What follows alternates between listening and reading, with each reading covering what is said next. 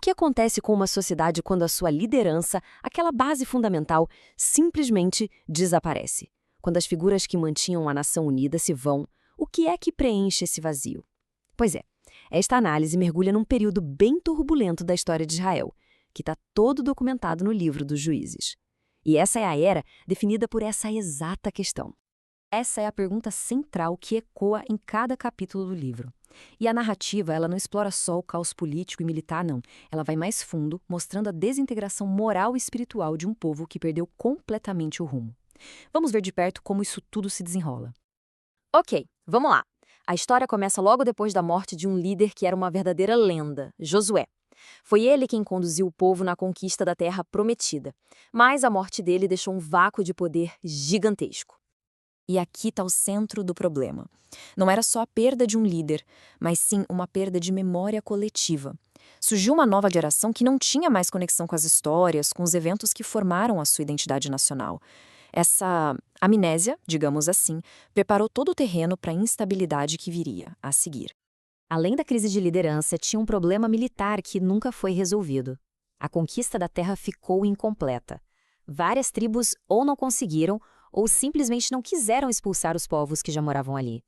O texto chega a dizer que esses povos que ficaram se tornariam um laço, ou seja, uma fonte constante de conflito e, mais importante ainda, de influência cultural e religiosa que acabaria desviando Israel.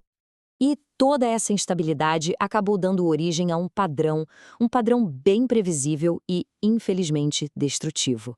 Os estudiosos chamam isso de o ciclo dos juízes, e entender esse ciclo é a chave para entender essa era inteira. Pensem nisso como uma espiral descendente. A cada volta, a situação parece que fica pior. É um ciclo vicioso de pecado, sofrimento, súplica e salvação, só para depois começar tudo de novo. Então, vamos detalhar esse ciclo. Primeiro, o povo se afastava, começava a adorar os deuses das nações vizinhas. Como consequência disso, vinha a opressão militar. Esmagados pelo sofrimento, eles clamavam por ajuda. Em resposta, Deus levantava um líder militar, um juiz, para libertá-los. E aí, por um tempo, havia paz. Mas... E aqui está o ponto crucial. A libertação nunca era permanente. Assim que o juiz morria, o povo não só voltava aos velhos hábitos, como mergulhava ainda mais fundo na corrupção. Cada ciclo deixava a nação num estado pior do que antes. O mais interessante é ver como os próprios juízes começam a espelhar essa decadência. Eles começam como figuras nobres e, aos poucos, vão se tornando mais falhos, mais problemáticos, às vezes até vilões. Vamos ver alguns exemplos, para isso ficar mais claro. Bem no comecinho, a gente tem Débora. Ela é o ponto alto, sabe? O ideal de um juiz. Uma profetisa, uma líder super respeitada que julgava Israel debaixo de uma palmeira. Ela representa o ciclo funcionando do jeito que deveria. Débora convoca o general Baraque para lutar contra o exército de Cícera, que era temível. Baraque chega a hesitar, mas Débora garante a vitória. No final, a vitória é total, e o golpe final não é dado por um soldado, mas por Jael, uma mulher que mata o general inimigo dentro da tenda dela. É uma história de libertação nacional, bem clara e decisiva. Agora, vamos avançar um pouco no tempo para chegar em Gideão. E aqui as coisas já começam a ficar mais complicadas. Ele é chamado por Deus enquanto estava escondido dos inimigos. Ele é um herói, sim, mas um herói cheio de dúvidas e com uma falha trágica.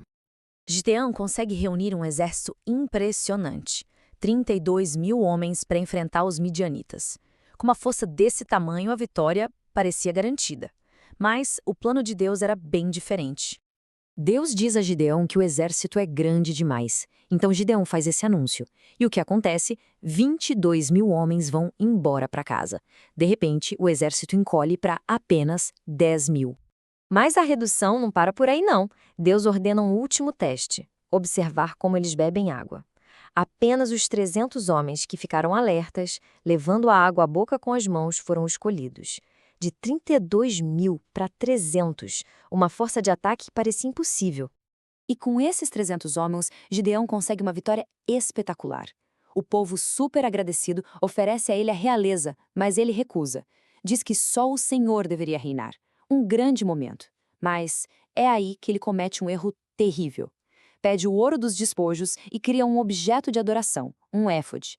E esse ato, que parecia de piedade, se torna uma armadilha, levando a família dele e a nação inteira para a idolatria. Ou seja, o próprio herói planta a semente da próxima queda. E então, a gente chega em Sansão. Com ele, o conceito de juiz se degenera completamente. Ele não é um libertador nacional. Ele é um homem com uma força sobre-humana, movido puramente por vingança pessoal. É só observar o padrão. Cada um dos feitos incríveis dele não é para libertar Israel, mas para acertar contas pessoais. Ele mata homens para pegar as roupas deles e pagar uma aposta. Ele queima as colheitas porque está com raiva do sogro. Ele massacra um exército porque o próprio povo dele o traiu. Sansão é um instrumento de caos, não de libertação. Essa degradação dos juízes leva a nação ao seu ponto mais baixo. A parte final do livro até abandona o ciclo para mostrar o colapso total da ordem social, um mergulho na anarquia e na guerra civil. E o personagem que melhor ilustra esse colapso é Abimeleque. Ele não é nem mesmo um juiz chamado por Deus. Ele é filho de Gideão com uma concubina e representa a subversão total do que um líder deveria ser. Movido por uma ambição cruel, Abimeleque conspira com a família da mãe dele para tomar o poder. E qual o primeiro ato dele?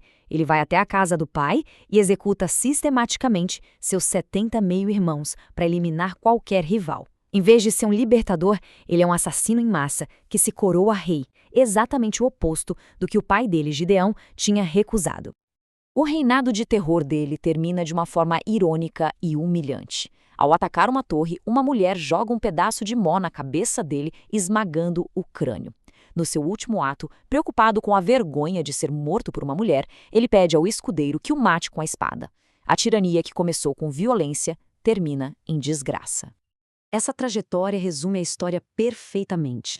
Começamos com uma líder profética, Débora. Caímos para um herói cheio de falhas, Gideão. Degeneramos para um individualista violento, Sansão. E terminamos no fundo do poço com um tirano assassino, Abimeleque. A qualidade da liderança espelhou perfeitamente o declínio da nação. E assim, o livro dos Juízes nos deixa com essa pergunta poderosa. Ele apresenta um sistema de liderança que, no final das contas, se mostra insustentável.